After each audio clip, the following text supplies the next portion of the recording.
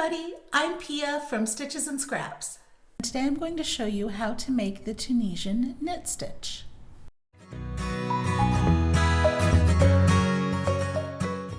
In my previous videos, I've shown you how to do a foundation row and how to work Tunisian simple stitch, which is the swatch I have here.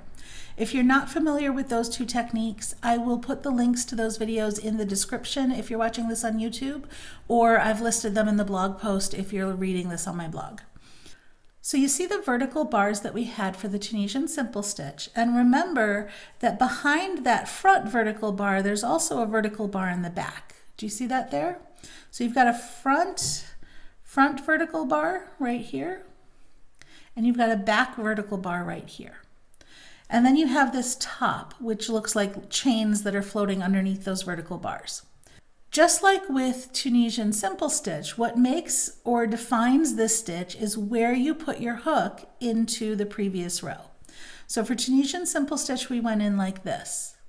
For Tunisian knit stitch, we're still going to go under that front bar, but we're going to go straight back. So we're going to go between these two bars, between the legs, and straight back like that.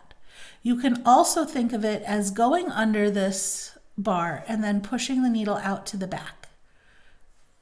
So let's see how that, I say needle, I mean hook, but let's see how that works. So here I have one loop already on my hook, so we're not worrying about this stitch. I'm going to go between these two legs. There's my two legs. I'm going to go between them and under that top section so it comes out the back. Then I'm going to yarn over and pull up my loop.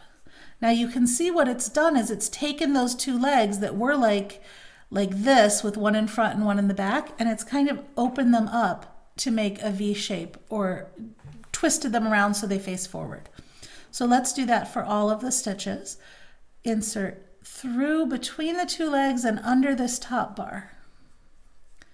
Okay, between the two legs and under this top bar.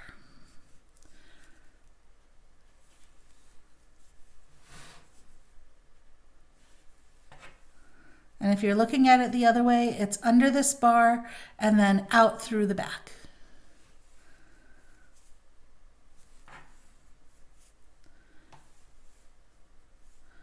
Okay, there's 9 of my stitches. Now that last stitch is the funky one that looks like a chain.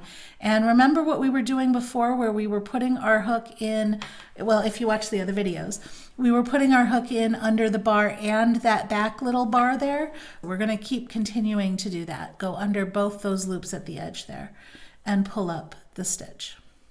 Now you can see that you see these little V's where before we had lines, now we have V's, right? So we're going to work these off the same way. Again, what makes this stitch is how we insert it in the previous row, not how we finish off, do our return pass. So we're going to yarn over and pull through 1, then yarn over and pull through 2, all the way across. And this part we know, we're familiar with this, we've done this before. So you can see now, this top part that we're doing still looks like the Tunisian simple stitch row, right? But it's the row below it that has the appearance we want with these V's. Okay, so really what you're doing when you do your forward pass is you're affecting the row that's below the row you're working into. So let's do this again. Between the two legs and underneath the top chain part. Okay, between the two legs and under the top.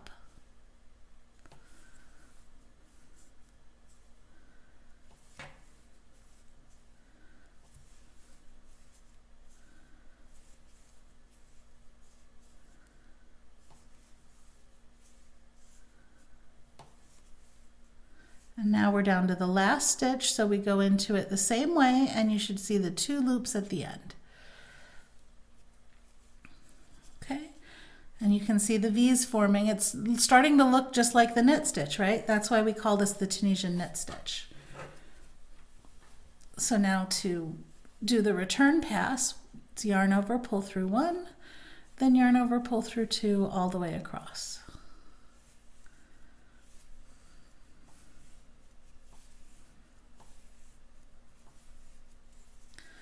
Okay, so you can see the difference already between the Tunisian knit stitches and the Tunisian simple stitch that we did earlier. I'm going to do a couple more rows and then I'll show you how to bind off. We have several rows of knit stitches here, and you can see how different that looks from the Tunisian simple stitch. Let's take a look at the back.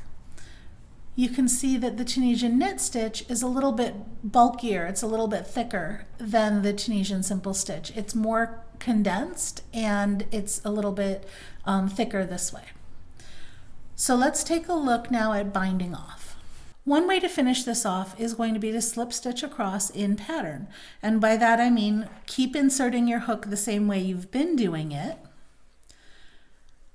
And then once you pull up that loop, go ahead and pull it through the loop that's on your hook already to make a slip stitch.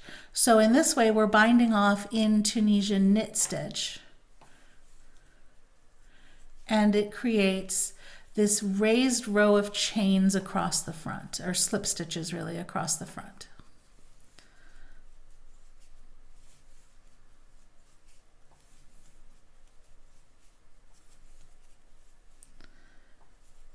And this time, remember at the end when I'm inserting my hook, it goes under the 2 loops there. And so that was just chaining across, or slip stitching across in the Tunisian knit stitch. Now let's look at a different way to bind off. This time, instead of using slip stitches, we're going to use single crochets. So we still start by inserting our hook into the 2nd stitch as if we were doing a Tunisian knit stitch. We're going to yarn over and pull up a loop, but now we're not going to pull that straight through there because that would be a slip stitch. We're going to yarn over again and then pull through both loops. So we've made a single crochet, inserting our hook as though to make a Tunisian knit stitch. Let's continue doing that all the way across to the very last stitch.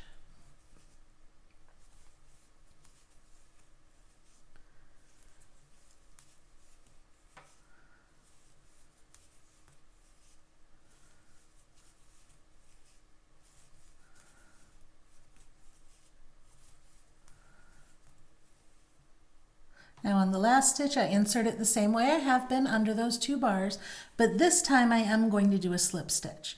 And the reason I'm doing that is because single crochets are ever so slightly wider and puffier than Tunisian knit stitches, and having a slip stitch basically at each end, because remember we didn't work into the first stitch either. So having that kind of shorter stitch at each end makes it a little bit more square. So there is a bound off swatch of Tunisian knit stitch. And you can see that the single crochets have a V shape that's very similar to the V shape of the Tunisian knit stitch. So I like the look of this as a bind off better than the slip stitch version. If you enjoyed this video, please give me a thumbs up, share it with your friends, or leave me a comment. You can also subscribe to my YouTube channel for more great videos. Thanks for watching.